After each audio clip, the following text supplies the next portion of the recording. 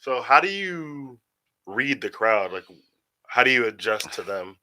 Well, if you play a track and the crowd clears, not to not to Yeah. play that song Hmm. again. That's like probably the first. That's probably the first one, and I'd be lying if I said I've never done that before. I have definitely done that, and I've learned from that. Sometimes you do kind of have to stereotype a little bit. Like you think, like, okay, what track is gonna get them moving? Maybe I'll play some hip hop here, or maybe like a remix, and then go into something that I like. So it's a balance. I think Mm, if you, this is just my opinion. You know, I burned out from playing what everyone else wanted to. And then I started reeling it back in because I wanted to play stuff that I wanted to. I had to change where I was playing to do that, okay. to find more people that, liked what I was playing. But, at the end of the day, too, like, it was just the balance between, what the crowd wants and what I want. Um, So if you're starting out, would you say get the skill level to do that? So go somewhere where you like have to play this and then gain that skill, and then like once you have the skills you can say, hey, like find places that mm. basically cater to what you want to play, like the genres you want to play, or would you? Yeah, I think there's a couple of ways to go about it. Like if you wanted to get into DJing and if you wanted to learn, you can always go and take a class. You Hmm. can do like online YouTube tutorials. So that's actually how I got started. One of the first festivals I ever went to that actually inspired me to start DJing was actually EDC Dallas. I Oh was wow, I was I able wanted to. to go to that so bad. Yeah, I was in there really early on, so it's really cool to have that experience because a lot of people say like, oh, I wish I was there, wish I was there. Hmm. But that was really what inspired me. Seeing all the music, the community was really awesome too. And I think for me, I'm a very data person. I'm a very analytical person, so I wanted to reverse engineer it. There weren't Okay. a lot of YouTube. I don't know if that there was a lot of YouTube tutorials back then or a lot of like master classes back then. I don't think that existed. It's just YouTube tutorials where it was like, hey, there's this guy. I still remember his name. His name was Ella Skins, I think, and I think this dude from like the UK or something like that, like teaching you like what to do, what not to do, on like how to scratch, on how to mix, what to look out for. Um, and so what I did, my step process was like, okay, like I'm gonna listen to a mix. I'm gonna reverse engineer it by taking those two same tracks and trying to figure out how they're mixing those two songs. And then eventually, what I learned is that music, and especially dance music, it's all formatted the same way. Like you have phrases. So you have like an intro phrase, you have like a breakdown phase, and then you have like a build up phase, and then there's a drop Mm. phase, and they're all like blocked. Right. And so once you learn where those like Lego blocks go and how to mix out of those blocks, You can then, switch to another block from a different song because right. it'll follow that same formula. Right, Oh, and okay. and so, uh, the way you streamline it is you can create cue points in your music that, note down where those points are in the track, right? That's why they're called cue points. Hmm. And so, if you remember me, like, DJing at some of those hookah lounges, if you remember going out there, that's how I was able to mix relatively well while being, like, absolutely plastered. Is is because I had those key points there, and Hmm. so like anyone, if I told anyone how to read them, anyone could use my music and play. Okay, so it's honestly I never. Well, I noticed that, but I mainly noticed it with lyrics. Like sometimes I noticed it with the song itself. But for you, when you're doing those cue points, how would someone who doesn't really understand that like hone in on that? Hmm. Yeah, they're just what I would say is just pull it abstract. Like it's just a formatted way to say this is the next section of the track, Okay. right? So there's in music, you have an intro, you have like a lyrical breakdown, right? You have like a chorus, right, or a verse. You can think of it that way. Um, and in dance music, it's very very similar. Yeah. Hmm. Yeah, I know I've lately I've seen like a few like videos where it's certain songs like the 2010s. It was probably like it'd be either like house or like drum and bass, where you just have like same songs fall in that same formula and just play one, Hmm. and then you wouldn't realize it was the next song already, and you hear three or four or five. Like, oh, I Yeah, didn't realize how similar these were. yeah, right, right, right. And like I said before, there's many ways to mix. That's just one of them. Hmm. There's a lot of people are way more creative. For example, if you ever heard of James Hype, like I've seen him blowing up, and it's really cool to see because he is actually juggling different types of songs together. For example, he'll have the instrumental of one song going on. Meanwhile, on another deck that he has the vocal track, that he's gonna loop in order to climax to the drop of the next song, right? Okay.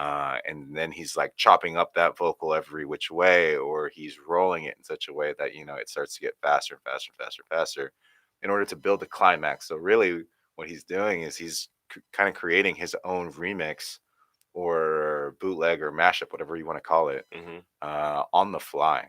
And I think that is what he calls. I think he calls it real DJing. Bringing Mm. back real DJing, Yeah, and yeah, and honestly, like it's a lot of fun to do stuff like that. Like I've yeah. definitely picked up some tips, like from seeing how he's doing it, because he'll always show like how he's doing it on the decks, and then like I look at that, take it back to when I'm playing. I'm like, okay, I'm gonna try that next time, or I'm gonna try to practice this, and so Ah, that's yeah, cool. yeah, Yeah. yeah.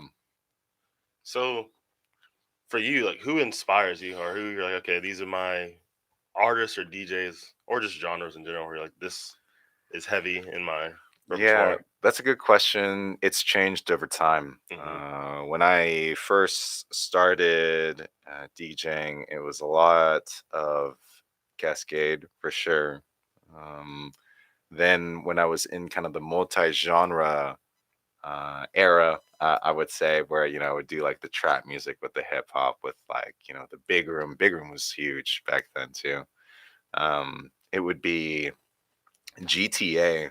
GTA had a mix that they would always come out, and it was called like F genres, fuck genres, Yeah, right? yeah. Hmm. I don't know if you ever listened to that, but like that really inspired me to get outside of the comfort zone of just playing one genre, like, and just absolutely mixing it up. Another example of a DJ that did that back in the day was DJ AM, right? Hmm. And so he would mix like rock, hip hop, like, and it would be just crazy, like mixes that you'd never think would go together. Yeah, I like when it mixes like that. 'Cause it's like it's almost like they're picking the best from each genre or their favorite from each genre and blending them together. Hmm. And then it shows me like new songs I wasn't expecting. That's what I liked about GTA, because I had never, well, I had heard of them like a few months before I went to EDC, like Hmm. 10 years back, and I listened to like one or two of their sets, and then I Hmm. see them. It was like closing down at the end of the night. I remember I was so tired. It was like 2 or 3 a.m. I was like, Hmm. oh, I can't Yeah, go anymore. And then they come on like near the end. I was like, I have to get up again. yeah, They brought the energy back for me y- because of how well they mixed everything together. right. So even though I was so dead tired that I was sitting like 2 minutes ago, Hmm. now I'm just moving again. Yeah, no, and they also had a Cascade track too. I forget what it was, but I just remember it going so hard. But yeah, maybe it was Move for Me. I think they actually had a Okay. remix. I'm gonna go look for that. Yeah, it goes really hard, but yeah, GTA was one, and then later on, it was, I don't know if you ever heard of 4B. 4B was really good because No, he I did haven't. he did Jersey Club, and Okay. I love Jersey Club. Like that's one of my guilty pleasures right Hmm. there. I hear a Jersey track, and I'm like, that gets me dancing. Um, but yeah, he was doing like Jersey Club, trap, and then it's like a mix of trap and Jersey Club, which is, it's not hard style because it doesn't go that hard. I think it was called Hybrid Bubbly or something like that at the Oh, time. okay. And yeah, so he did tracks like those, but then also would bring it back down to like the house. He would throw like dubstep in there, and he still does it. And I think his sets are always high energy too, and um, definitely I miss playing some of those sets. Maybe I'll have to do that next time. When was the last time you like played a set like that? You know, it was probably when I was back in the hookah lounge days of Okay, like yeah, that makes sense. 2015, 2016, when I could really experiment on all different types of sounds. Because you had to really attract everyone. You know, Hmm. you're not gonna make everyone happy. Not everyone's gonna get the amount of genre of music that they like when they're in Yeah, the usually club. everyone wants something. So. Right, and so that made me be like a little bit more versatile in order to accommodate Mm. everyone. It seemed like everyone, but then that also made for like really cool mixing and, like I said, experimentation of the sounds. Like you're mixing rock with hip hop with Moomba with Latin. There's endless possibilities there, and it's a very cool thing to blend those different things in order to create something really magical. How do you blend that well, or how do you like accommodate to those crowds? I know there's places I've been to where I'm enjoying it, but I can definitely tell the crowds like what the fuck is this? Like. Yeah. Yeah, I think it's a lot of trial and error, to Hmm. be honest. I don't, when I was doing the hookah lounge stuff, it was 5-hour sets, and maybe it would be at least once a weekend, but sometimes twice a weekend. So when you're doing that occurring of a mix every weekend, you get really creative. Hmm. Um, I mean, practice makes perfect too. It's the amount of time that you're putting into something. Naturally, you're just going to get better at it. And that's actually one of the things that I learned, kind of taking it back to my early orchestra days. Is like that's one of the biggest takeaways I've learned, not just in music but in life, Hmm. is that you get you get out of it what you put into it, Yeah, for sure. and the more you practice, the more that you'll get better at something, right? If you keep killing plants because you're overwatering them, like obviously, like if you practice like what plants need, eventually they grow, and that's how you can become a florist if that's what you want to do. But the same applies to music as it applies to everything in As a plant killer, I found what was there's this plant brand where you just pour in like water for once a life. month and then it'll do it for you. Hmm. So that's my my takeaway. But I know when I've been to shows like that, how did you what is the word for it?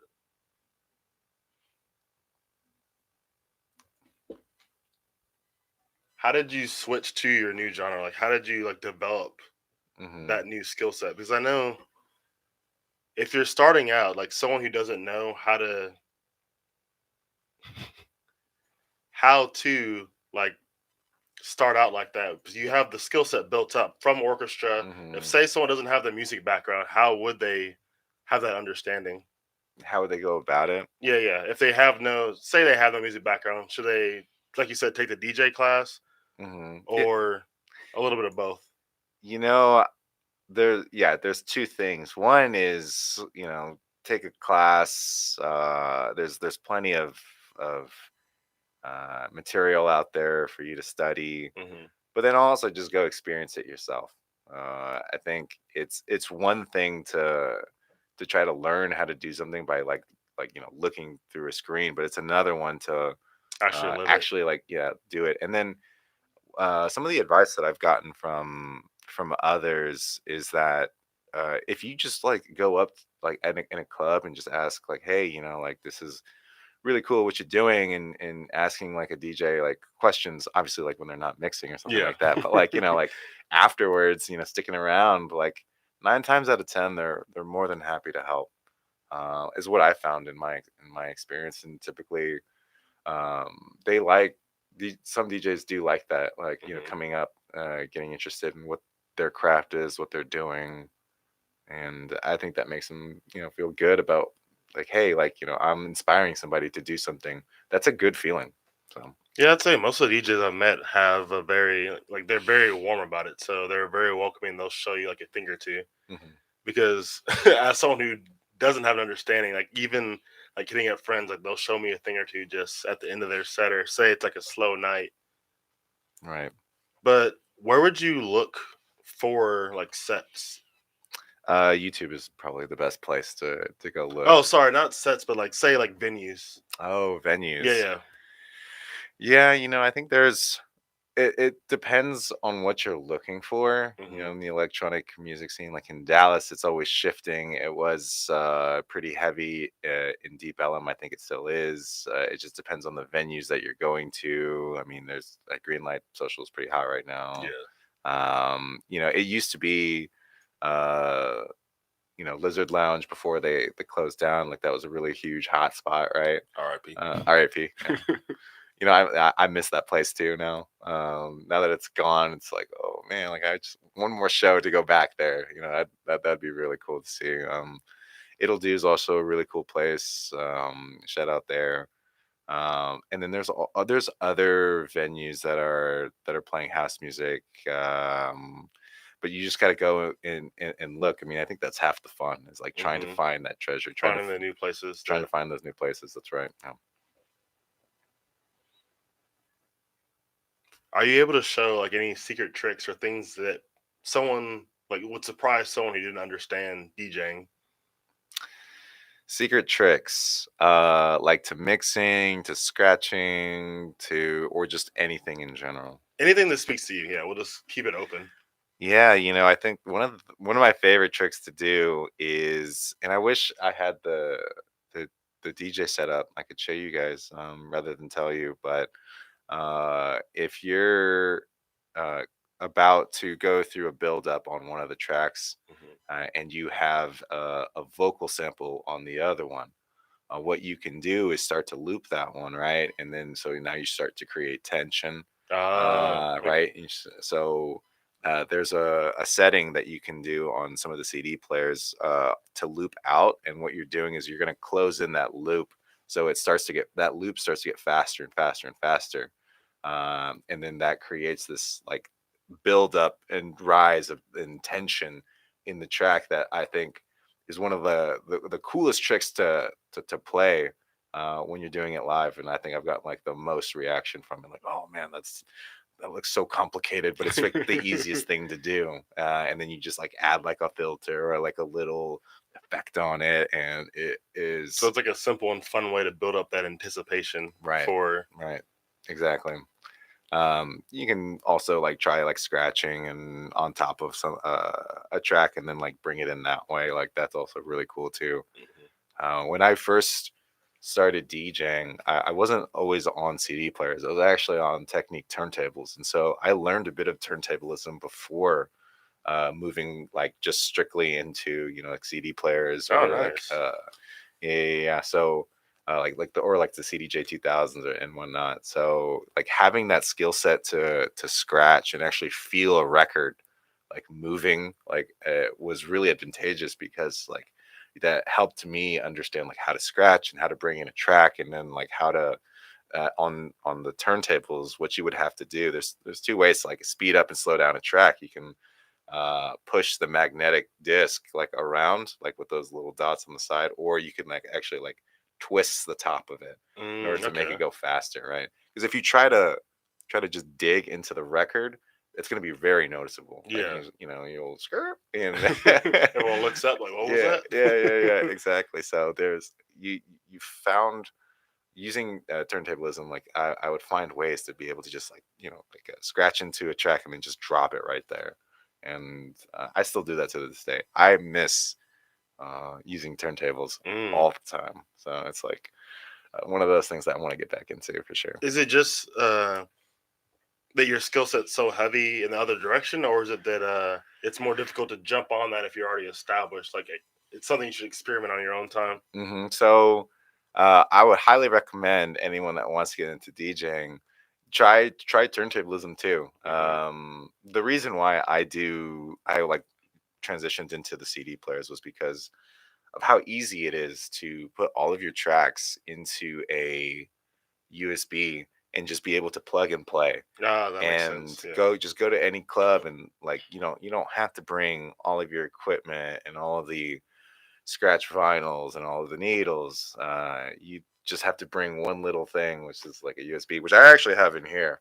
I keep that Yeah. thing on me just in I always case, have it ready. just in case someone pops up and it's like, oh, do you have music? And it's like, yeah, let's do it. Like Was let's. there a time where like you had that actually happen to you, and you didn't have it, or is it just like You know, it's funny. It does happen, and it always happens when I don't have my USB on me. So I've Mm. started to like bring it out sometimes. Yeah. Last night, that did happen. I was asked to do that, and then, but they couldn't put my USB in there. They didn't have enough like plugs or something like Okay, so that. you had it ready. They just weren't ready. Yeah, exactly. Switched it up that time. Yeah. So, but like I was mentioning before, I mean, I think turntablism. I wouldn't say it's like a dying art or anything. Hmm. I don't think so. But um, trying to buy yourself like some technique turntables and like learning how to scratch is something that I think every DJ should at least try once and feel and learn to feel what that feels like. Because Okay. it's a completely different feel and it feels so much more natural. What's the difference in feeling? So in a CD player, the platters aren't moving; they're stationary. Hmm. They're until you move them, right? But on a turntable with actual like 12-inch vinyls, those things are actually spinning while it's playing, and so you can feel the music and you can scratch a lot easier. Also, Okay. because the diameter of those things are larger, right? Like they're 12 inches across for those vinyls, and you a little change. So like the when you turn it, it's more controllable. That's how I would describe Mm. how that feels like. And so because you're able to control it a little bit better than you would a CD player, like it's helped me like learn a lot of different techniques in scratching. So it almost makes you more versatile because it's like you notice. I guess since it's not a subtle difference. It's a huge difference where you can actually feel or you can hear it too. Right. Mm. Yeah. And I think another reason why people or DJs now are learning more about CDJs versus the technique side of things or the record side of things, it's just because it's more of the standard nowadays that Yeah. people just clubs have CD players. back in Back in the day, obviously like you had to like bring records, you had to bring like crates, and that was really hard on people when you can just bring a USB like this size, right, and then just plug and play. Yeah, I um, was even surprised to hear you say that it wasn't a dying thing. I just assumed it was. I didn't know that. yeah, so there's still some clubs out there I think that are and I think it's a little bit more niche, Hmm. but one DJ that still does it, I think, is DJ Snake. I always see Oh, videos of him using turntables, yeah, yeah, at festivals and stuff.